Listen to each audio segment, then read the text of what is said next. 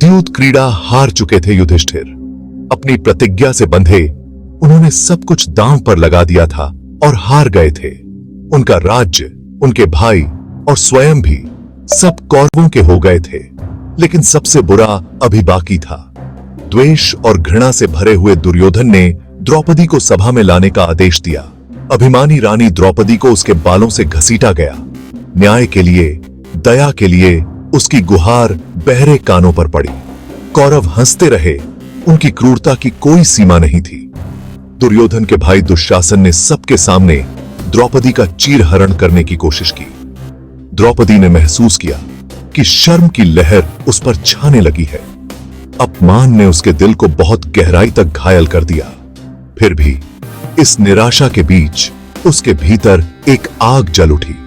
अन्याय से भड़की आग, बदला लेने की प्यास। उसने भगवान कृष्ण को पुकारा, उनकी सहायता की याचना की। कृष्ण ने उसकी पुकार सुनी और उसकी लाज बचाई। द्रौपदी ने महसूस किया कि उसकी आस्था ने उसे बचा लिया। इस अपमान ने उसे और भी मजबूत बना दिया, न्याय की लड़ाई के लिए तैयार। द्रौपदी के अपमान की खबर उनके मित्र और विश्वास पात्र कृष्ण तक पहुंची। उन्होंने द्रौपदी के दर्द को अपना दर्द समझा। वे जानते थे कि उन्हें द्रौपदी के पास पहुंचना होगा। जरूरत की इस घड़ी में उन्हें सांत्वना देनी होगी। कृष्ण हस्तिनापुर के महल में ठीक उसी समय पहुंचे जब कौरवों की हंसी अपने चरम पर थी। हालांकि उनकी आंखें एक गहरी उदासी को दर्शा रही थीं। वे द्रौपदी के दर्द, उनकी पीड़ा को महसूस कर सकते थे। उनकी उपस्थिति ने सभा पर छा गई। कौरवों ने अपने अहंकार के बावजूद बेचैनी का अनुभव किया। कृष्ण अपने शांत स्वभाव और बुद्धिमान शब्दों से लोगों को अपना प्रतिबिंब दिखाने का एक तरीका जानते थे। कृष्ण ने द्रौपदी को पूरी तरह निराशा की स्थिति में पाया। उसकी आंखों में आंसुओं का सैलाब था और उसकी आत्मा गहरे दर्द में डूबी हुई थी। उसकी आंखें आंसुओं से भरी हुई थीं, जैसे उसकी सारी उम्मीदें टूट चुकी हों। उसका हृदय दर्द और क्रोध से भारी था। वह अपने अपमान और पीड़ा से जूझ रही थी। वे उसके दर्द को, उसके साथ हुए अन्याय को समझते थे। कृष्ण ने उसकी पीड़ा को महसूस किया। फिर भी वे जानते थे कि प्रतिशोध से केवल और अधिक पीड़ा ही होगी। उन्होंने सोचा कि कैसे उसे सांत्वना दी जाए। द्रौपदी, कृष्ण ने धीमी लेकिन दृढ़ आवाज में कहा, तुम्हारा दर्द मैं समझता हूं। मैं तुम्हारा दर्द, तुम्हारा गुस्सा समझता हूं। पर इस शरीर खुद को नष्ट न करने दो। परेक्ष्य सादे से खुद को नष्ट न करने दो। तुम्हारे भीतर की शक्ति को पहचानो। उनकी नफरत को खुद को बदलने न दो। अपने मन को शांत रखो। उनके शब्द उसके जख्मी दिल पर मरहम का काम कर रहे थे। वह धीरे धीरे शांत हो रही थी। द्रौपदी अपने दर्द में खोई हुई थी, लेकिन अब उसे एक नई दिशा मिल रही थी। उसने कोई और रास्ता नहीं सोचा था। अब उसे एक नई राह दिख रही थी। क्या वह इतने अपमान के बाद माफी के बारे में भी सोच सकती थी? यह एक कठिन निर्णय था।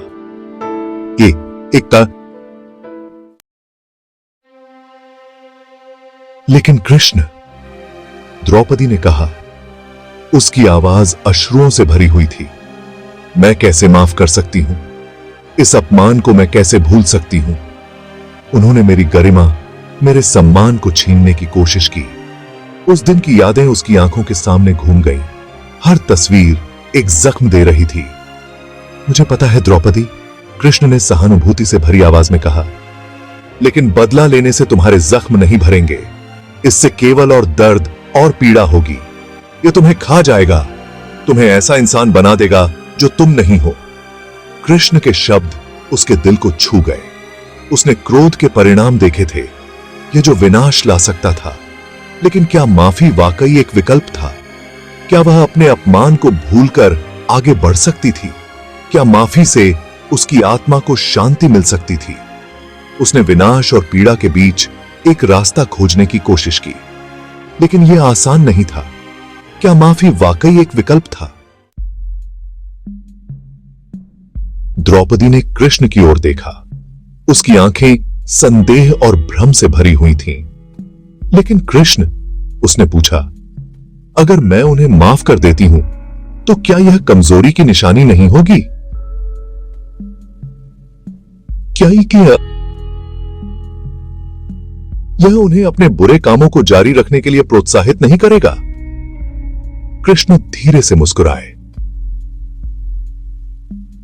द्रौपदी, माफी कमजोरी की नहीं बल्कि ताकत की निशानी होती है।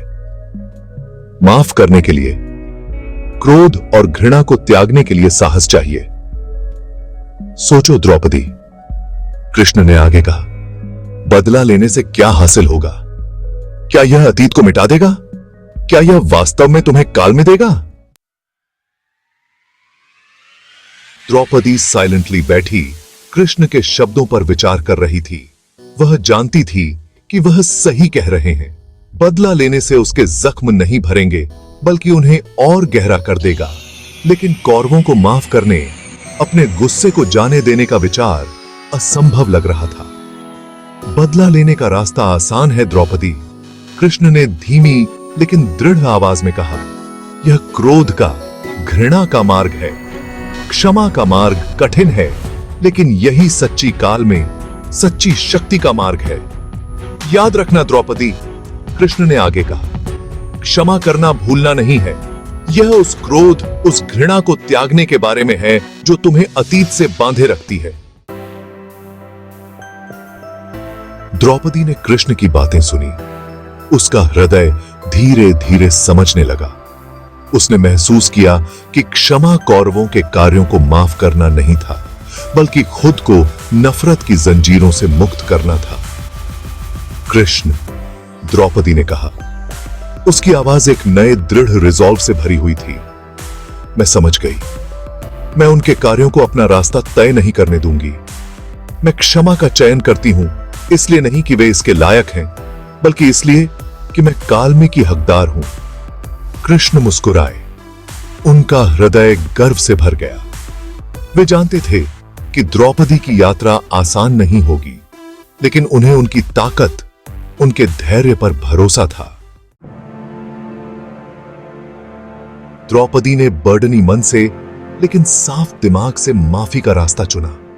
यह कमजोरी की निशानी नहीं थी, बल्कि उसकी ताकत का प्रमाण थी।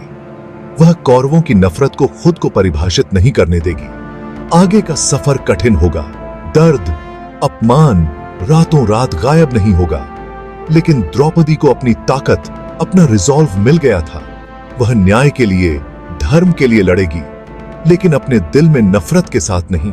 वह क्षमा के मार्ग पर चलेगी, कौरवों के लिए नहीं बल्कि खुद के लिए, क्योंकि वह जानती थी कि असली जीत बदला लेने में नहीं बल्कि इसकी इच्छा से ऊपर उठने में है।